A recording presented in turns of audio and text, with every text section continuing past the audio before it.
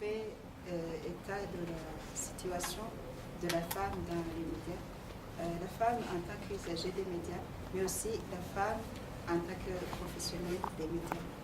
Et la situation est telle que, d'après 3 études qui ont été faites à ce sujet, une étude sur l'image de la femme à travers les médias burundais qui a été faite par la Société de femmes journalistes, et une étude sur la prise en compte du genre dans le quotidien au niveau du Burundi, qui a été faite par l'Université de du Burundi, le programme de master en genre, institutions et société, mais aussi une 3e étude sur la prise en compte de la dimension genre dans les radios privées au Burundi post-conflit, cas de la RPA, effectuée également dans le cadre d'un mémoire de fin d'études dans le programme de master à l'Université Lumière de Bujumbura.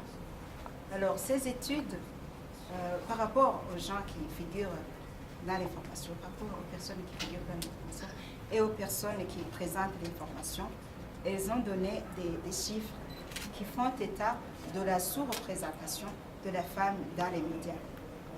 Les femmes représentent 20% des personnes qui figurent dans les nouvelles, alors que les hommes représentent 80%. Et les femmes s'expriment dans seulement 22% des éléments publiés, alors que les hommes s'expriment dans 78% de ces éléments. D'après l'étude qui a été faite auprès de la RPA, les hommes représentent 70,4% des émissions de la RPA, alors que les femmes représentent 29,6%.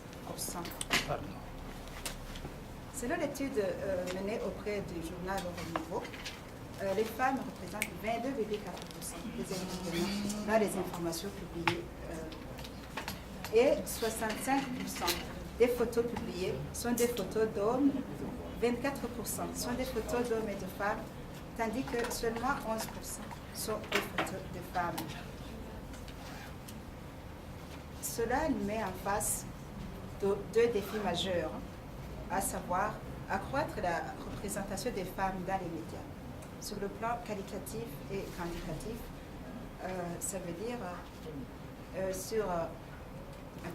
le premier défi, c'est d'accroître la représentation des femmes dans les médias sur les plans qualitatifs et quantitatifs, tant au niveau des professionnels des médias qu'au niveau des intervenants dans les informations. Mais l'autre défi, c'est aussi améliorer l'image des femmes telle que véhiculée par les médias. Et nous avons fait des propositions pour changer cette situation. Et ces propositions, je citerai seulement quelques-unes. Par exemple, organiser des formations in situ en faveur des médias pour les aider à intégrer l'approche genre à travers les productions médiatiques. Faire un plaidoyer auprès des responsables des médias du Burundi pour intégrer la dimension genre dans le recrutement du personnel. Mais aussi promouvoir l'autonomisation des femmes pour leur permettre de s'assurer les conditions minimales de survie et ainsi pouvoir suivre la radio et pouvoir y exprimer ses opinions. Ici, je parle tout particulièrement des femmes rurales parce que peut-être il y en a qui ne peuvent pas participer aux émissions de radio, par exemple les émissions interactives, parce que probablement elles n'ont pas de poste de radio à leur disposition, parce que probablement elles voudraient appeler, mais elles n'ont pas de téléphone à leur disposition.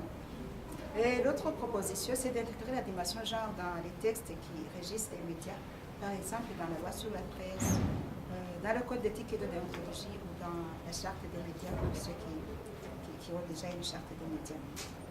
Ces textes préciseraient des indications précises en ce qui concerne le recrutement, l'affectation du personnel, mais aussi la recherche et le traitement de l'information.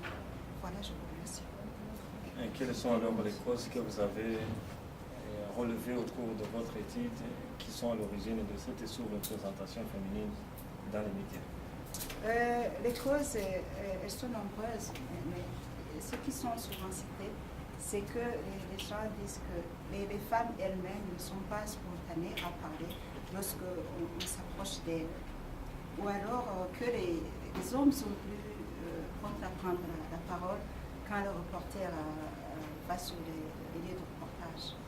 C'est par exemple quand vous arrivez sur le lieu d'un accident Vous tendez le micro. Souvent, c'est un homme qui se présente le premier pour parler.